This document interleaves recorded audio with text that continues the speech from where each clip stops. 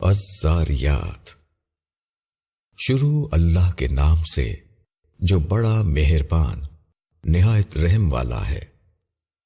قسم ہے ان ہواؤں کی جو گرد اڑانے والی ہیں، پھر وہ اٹھا لیتی ہیں بوجھ، پھر وہ چلنے لگتی ہیں آہستہ، پھر الگ الگ کرتی ہیں معاملہ۔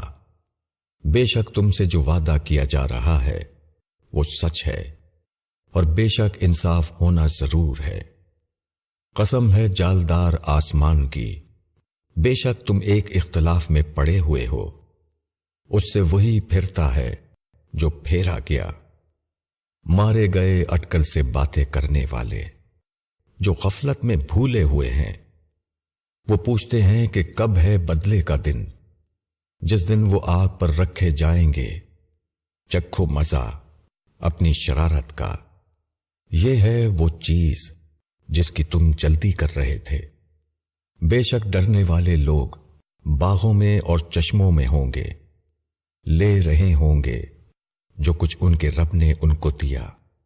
وہ اس سے پہلے نیکی کرنے والے تھے، وہ راتوں کو کم سوتے تھے اور صبح کے وقتوں میں وہ معافی مانگتے تھے، اور ان کے مال میں سائل اور محروم کا حصہ تھا۔ اور زمین میں نشانیاں ہیں یقین کرنے والوں کے لیے، اور خود تمہارے اندر بھی، کیا تم دیکھتے نہیں؟ اور آسمان میں تمہاری روزی ہے، اور وہ چیز بھی جس کا تم سے وعدہ کیا جا رہا ہے۔ پس آسمان اور زمین کے رب کی قسم، وہ یقینی ہے جیسا کہ تم بولتے ہو۔ کیا تم کو ابراہیم کے معزز مہمانوں کی بات پہنچی؟ جب وہ اس کے پاس آئے پھر ان کو سلام کیا، اس نے کہا تم لوگوں کو بھی سلام ہے، کچھ اجنبی لوگ ہیں۔ پھر وہ اپنے گھر کی طرف چلا اور ایک بچڑا بھنا ہوا لے آیا، پھر اس کو ان کے پاس رکھا۔ اس نے کہا آپ لوگ کھاتے کیوں نہیں؟ پھر وہ دل میں ان سے ڈرا۔ انہوں نے کہا ڈرو مت، اور ان کو ذی علم لڑکے کی بشارت دی۔ پھر اس کی بیوی بولتی ہوئی آئی، پھر ماتھے پر ہاتھ مارا اور کہنے لگی کہ بوڑھی بانجھ۔ انہوں نے کہا کہ ایسا ہی فرمایا ہے تیرے رب نے، بے شک وہ حکمت والا جاننے والا ہے۔ ابراہیم نے کہا کہ اے فرشتوں، تم کو کیا مہم درپیش ہے؟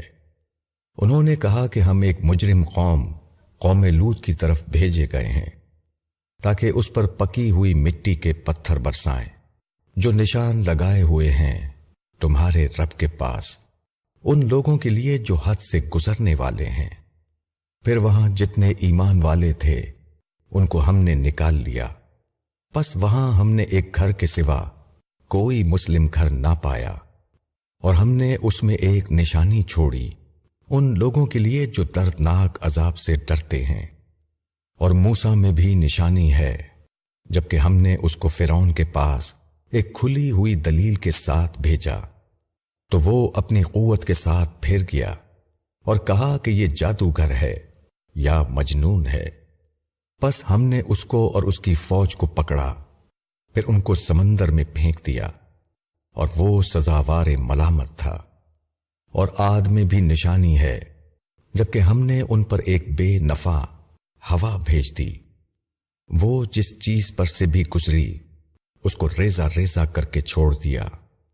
اور سمود میں بھی نشانی ہے، جبکہ ان سے کہا گیا کہ تھوڑی مدت تک کے لیے فائدہ اٹھا لو، پس انہوں نے اپنے رب کے حکم سے سرکشی کی، پس ان کو کڑک نے پکڑ لیا اور وہ دیکھ رہے تھے، پھر وہ نہ اٹھ سکے اور نہ اپنا بچاؤ کر سکے۔